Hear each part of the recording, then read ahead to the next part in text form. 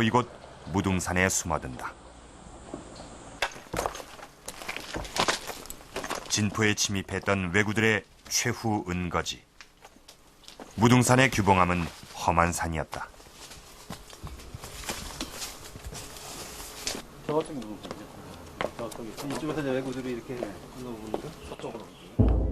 왜구가 은신했던 규봉사. 이 절은 신라시대에 지어진 고찰이다. 이곳은 삼면이 절벽으로 둘러싸인 천혜의 요새였다. 이곳에서 왜구는 추격하는 고려군을 맞아 최후까지 저항한다. 단순히 산으로 들어간 것이 아니라요. 산에 들어가서 이런 방어하기에 좋고 또 틈을 타서 상대방이 방심하고 있는 틈을 타서 공격하기에 좋은 이런 바위라든지 특히 산면이 절벽이고 접근하는 길은 오직 한 방향밖에 없는 이런 것을 선택하는 것이죠. 단순히 산에 올라가는 것이 중요한 것이 아니라 바로 이런 산 속에서도 이런 천연적인 지형, 자연적인 지형을 이용한 곳에 운거하고 있는 것이죠. 그런데 규봉함에서 왜구가 보여준 전술은 놀랍게도 일본 무사들의 전법과 일치한다. 당시 무사들의 전술이 나타난 기록들을 보면 규봉함과 너무도 흡사한 지형들이 나온다. 자연지형을 방패 삼아 산 위에 성을 구축하고 돌이나 나뭇가지 등을 던지면서 저항하던 전술. 이것을 농성전술이라 부른다. 이것은 당시 일본에서 흔히 볼 수 있었던 전술이었다.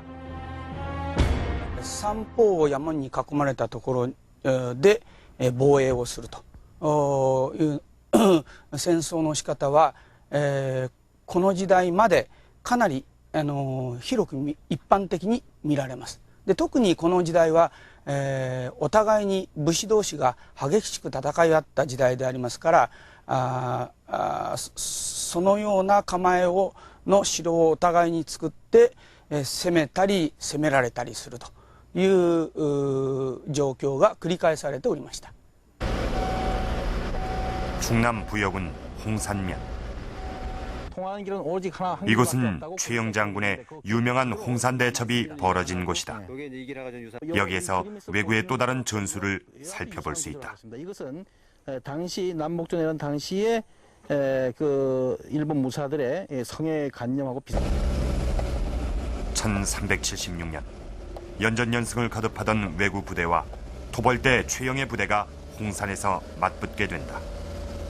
이때 환갑을 넘긴 최영 장군은 화살을 맞고도 앞장서서 전투를 승리로 이끌었다.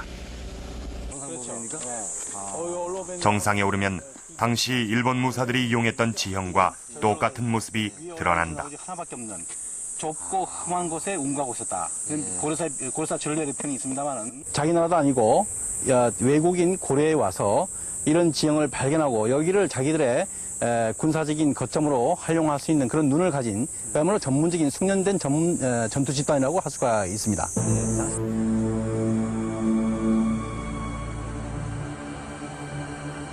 동진강 하류에는 동진교라는 다리가 있다.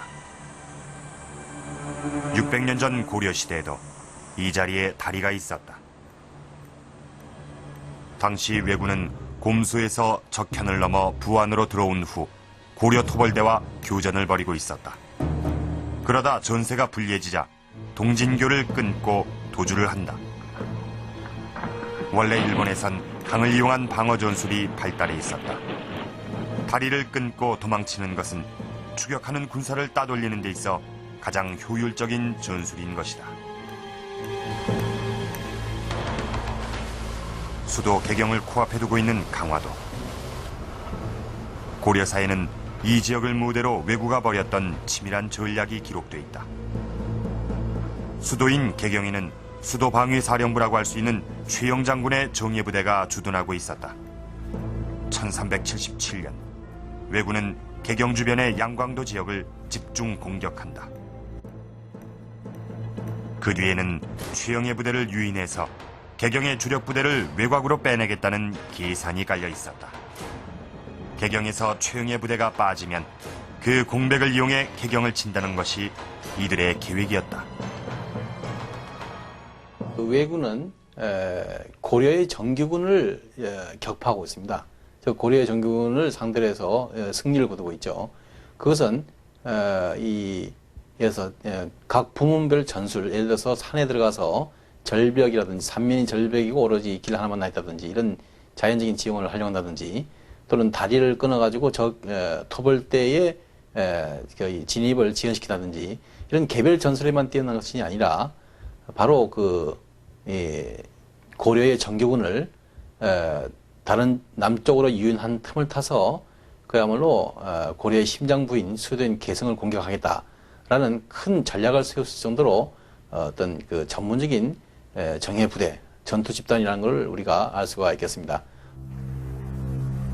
왜구가 고려 땅에 와서 사용한 전술을 보면 본토의 정예부대와 거의 같은 것들임을 알 수 있다. 남의 땅에 들어와 이런 전략과 전술을 구사한다는 건 쉽지 않은 일이다. 그것은 왜구가 뛰어난 정예부대임을 보여주는 중요한 증거다. 산에서의 농성전, 간첩을 이용한 첩보전, 험한 지형을 이용한 게릴라전. 왜구들은 이렇게 다양한 전략과 전술을 구사하면서 고려 땅을 유린하고 다녔습니다. 아무도 막는 자가 없으니 여기가 바로 낙토로구나. 무방비 상태나 다름없는 고려 땅이 왜구들에겐 낙원으로 보였을 겁니다. 이 왜구들의 낙원이 된 고려 땅엔 수많은 비극들이 생겨났습니다. 고려사의 한 대목을 보겠습니다.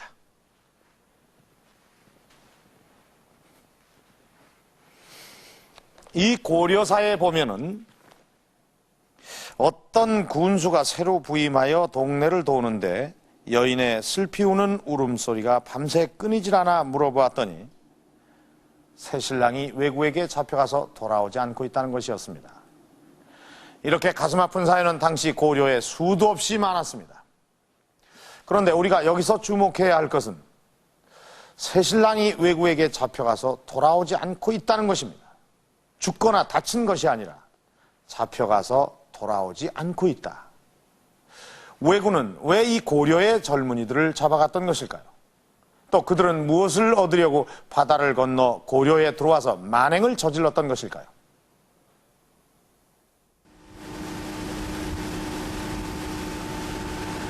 (1350년) 중정왕 2년 2월 왜구가 남해안 일대에 대규모로 침입했다. 고려사는 이때를 왜구 침입의 시작으로 기록하고 있다. 바다가 바로 이 앞에. 어디요? 지금은 이렇게 들이 돼 있지만은 뚝을 막았으니까 들이지만 침입지 중 하나인 전남 순천시 해령면을 찾아갔다. 예. 아, 거기가 바다입니까? 그러게. 지금은 간척 사업으로 육지가 됐지만 고려말 당시 산 아랫 마을은 바다였다. 간척지 안쪽으로 들어앉은 홍두마을은 왜구들이 자주 침입하던 곳이다.